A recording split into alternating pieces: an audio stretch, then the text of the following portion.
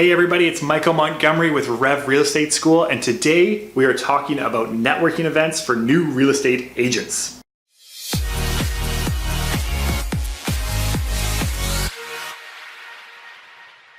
So you're a new real estate agent, you're getting ready to go to that networking event, you have your business cards, you're all ready to go, but how do you go about preparing yourself mentally before, at the event, and then how do you follow up afterwards in order to have the best likelihood of success with these people moving forward? Let's jump right into it. So let's break it down into what's going to happen before, during, and then after.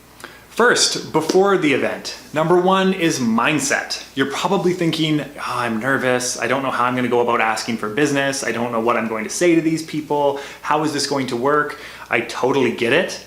Drop the mindset of I'm going for anything business related. You are simply going to meet people, and if you can help somebody or if you can help their business, awesome. So you're dropping that whole mindset of I'm going there in order to get business. I'm going there to hand out business cards. No, you're going there just to meet some people, have some fun, and get to know them. If you're able to help them, whether it be on a real estate front, or maybe you can connect them with somebody within your community, awesome. That takes the pressure away from you going to this event having to perform. You do not need to perform. You're going to this event in order to just meet new people and be out there in the community. Next, make sure you research the event, you research the venue. Why? Because oftentimes at these events, conversations are, of course, around the event and what it's about. If it's a business or a networking event or something, there's going to be conversation around that. There's also conversation around the venue. So if you're at an interesting venue or you're even at an office or you're at anywhere, then research that venue a little bit, because oftentimes that's a great conversational piece that you have as you're going into that networking event. You're having a conversation with somebody, oftentimes your surroundings will come up. So know the venue quite well, know the event well. Next, scan the headlines before you go in. So knowing what's happening in your industry, knowing what's happening in your community, knowing what's happening in the news. Now, this isn't necessarily looking at all of the negative news that's happened, but what's happening in the world right now? Because chances are another conversation will come up where you're talking about maybe news headlines, what's happening in the community, especially as a real estate agent. If somebody says, well, what's going into that lot right beside the venue, that would be a great conversational piece that you can have ready to go. Another conversational piece is wear something that sparks a little bit of a conversation. Fun tie, a pin, some interesting shoes, whatever that might be. What you're doing there is you're giving people what we like to call conversational ammo. So you're giving them ammunition to talk to you. Because somebody who you're passing at a networking event probably wants to talk to you just as much as you want to talk to them. However, how do you go about starting that conversation? We're going to get into that, but if you offer some conversational ammo, now it doesn't have to be too wild and wonky, but just something that's kind of interesting. Usually what I'll wear is just like a little flower lapel pin that's enough to just spark a little conversation, and that can then lead to bigger conversations. Next, before you go in, and finally, prepare yourself for the question. How is the market?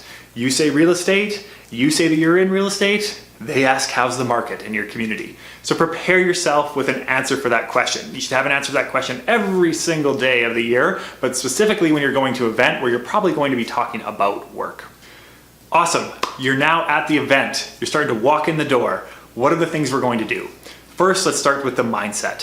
Think confidence, think enthusiasm, and think smile. Those three things can go such a long way. You're walking through the door, even if you might be a little bit shy, you're a little anxious, you still have your shoulders back, your back straight, and you're ready to have a nice confident conversation. You're enthusiastic. People don't want to be around people at events that are kind of quiet and off to the side. Be enthusiastic, be excited about being there. That will be contagious. And then smile. Anytime you're smiling, you're more approachable. So just walk in with that confidence, enthusiasm, and smile. Remember that people at the event want to chat with you too. So you see somebody who's standing there by the bar or they're standing there by the food and they're not having a conversation, chances are they also want to have a conversation, especially if it's a networking event. That's what they came for. So don't just think that people are there to talk with one another. They want to talk to you too. So be open to that conversation. If you see somebody and you don't know how to start a conversation, the easiest thing you can possibly do and the best icebreaker in the world is simply putting out your hand and saying, "Hi, how are you? I'm Michael." That's it. That's all you need to do. We don't need to overthink it and come up with some elaborate strategy in order to break the ice. It's literally just putting out your hand and saying, hi, I'm so-and-so, nice to meet you. That will start the conversation. That's it. That's all you need to really do. Eye contact, put your hand out to shake their hand, say, hi, I'm so-and-so, how are you? Conversation starts. Simple. During the conversation, try to bring up things that are important to them. So you're finding commonalities, right? Are you both wearing the same type of clothes? Commonalities are the event and the venue. You've already researched the venue and the event, so there's some commonality right there. But what other commonalities can you find as you're starting to go through the conversation? This helps create a bond between you and the other person. So think commonalities. Also, when you're having a conversation, offer up stories. People love stories. So if you have a story about a trip or something like that, don't be afraid to put your story in there. You want to be asking a lot of questions, but the other thing you're doing when you're responding to their questions is you provide them with what we again call conversational ammo. So if somebody asks me, what'd you do on the weekend? And I say, I went to the hockey game. I sat with so-and-so, I ate this, and it was super fun. Afterwards, we did this. So I've given them a few pieces of conversational ammo. They can talk about that person. They can talk about what I was eating. They can talk about what I did afterwards, whatever you would like. So you're providing conversational ammo, and then when they're speaking, you can pull some conversational ammo from what they've left too.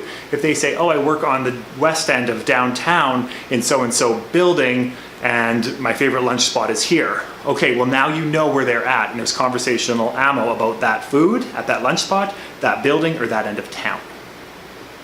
Next, you want to be asking questions. So this is giving people conversational ammo, and then you need to be asking questions. Now with questions, I find either we don't ask them at all, and we can almost be too forward, or we ask too many, and we sit there and we're kind of going through the questions in our head, who, what, where, when, why, over and over and over again.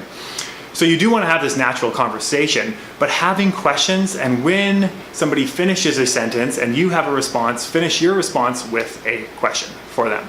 So you're playing what we like to call is conversational tennis. You hit the ball over to them, they say a story, they talk, they hit it back to you, you say it, you talk, you ask a question and hit it back to them. Now, if you're looking to meet people and you don't really know where to go when you're in the event, a couple of things. Number one, talk to the host. Oftentimes the host will then introduce you to somebody else, even just naturally. You don't have to ask for it. So you can be having a conversation with the host and they'll know a lot of other people there. So they'll say, oh, hey, so-and-so, have you met so-and-so? You guys should know each other because of this. Boom, conversation just happened. So the host is great. The other thing is a tricky spot that you can stand. At the bar, as people go in to get their drink, they line up. Then after they've got their drink, they turn around and go. When they have a full drink, they're ready to network, they're ready to talk, they're ready to get back out there. This can be a very opportune time to strike up a conversation with somebody because they have a full drink and they're ready to get out there and chit chat. Now, if they're beelining it somewhere, of course you don't want to get in the way of that. You have to use your judgment. But as people exit the bar and then start to move, that can be a great spot for you to start having a conversation with somebody because that's often the time where their head's on a swivel and they're starting to look for somebody that they can start talking to and you up here. Now, a couple of words of warning is don't hang out by the bathroom in order to have a conversation because those people are on a mission. The other thing, and you've probably had this happen to you, is don't let your eyes roam when you're having a conversation at a networking event. So if you're talking to somebody, look at them. Don't do this where you're kind of looking around, you're looking around them, and then, oh yeah, okay, and then you're looking around. People notice that. They really, really notice that. And it hurts your reputation. So if you're having a conversation, don't worry if you know anybody around you. Be very focused on that individual. Now, if that conversation comes to a close and you're not really sure how to get out of it and you don't want to, because you already went to the bathroom and you have a full drink and you have a full plate of food, so you can't really use any of those excuses, what can you do? The simplest way to get out of any conversation is the same way that we entered it, is honestly put out your hand and say, well, so-and-so, it was great meeting you. That's it. That's it. It seems so challenging and we have to have some sort of elaborate way to exit the conversation. We don't. Simply putting out your hand and saying, it was great meeting you, looking forward to the next time that we chat, that is an exit signal and it leaves everybody on a good note and a good feeling. Okay, the event is over. Now what do? We have maybe a few business cards, we've met a few people, we saw a few people again. What do we go and do now? First word of warning, don't rush a relationship. At networking, what we're doing is we're forming relationships, we're getting to know people, that's it. So don't force it into, unless that conversation went towards a sales route, don't force it with a sales pitch. Oh yeah, I know you said your friend had their home up for sale and I was wondering if maybe if I could get in touch with them or something like that. You don't want to force that relationship. At this period in time, simply following up and saying it was great meeting you, and then having some little conversational piece that you spoke about. If you talked about that hockey game, if you talked about hiking, saying it was great chatting with you about hiking, a quick follow-up, whether that be a text or an email. I prefer not a phone call, because I may not know you yet, so just receiving a phone call could be a little intrusive for myself and probably for most others. A quick text message or an email would not be. And just thanking them for the great conversation, and that's it. Now you should be doing that within 24 hours so that they remember you, and then from there, that person can then slowly start to work into your database. So what you're doing here is you're not networking with the intention of getting this person's business. Not at all. You're networking with the intention of getting to know this person so that they can become part of your database and you can start taking care of this person. And from there, you can also help this person if they need help as well. And finally, plan your next event. How are you going to connect with these people again, right? Because maybe you've met them for one quick session here, or maybe you've met them before, but how are you going to meet with them again and again? So what's the next event? Is there another networking event coming up that's similar to this? What can you do in order to maintain these relationships moving forward? Awesome. So that's how we do it, starting from before the event, during the event, and after the event.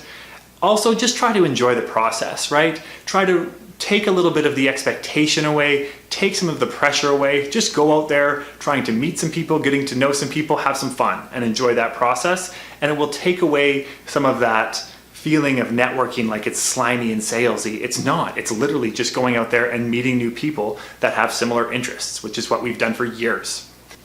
Thank you very much for watching this. If you have any networking tips that you'd recommend, put it right into the comments below. I would love to hear what has been working for you. And if this is providing some value to you, feel free to subscribe. Thank you so much for watching this.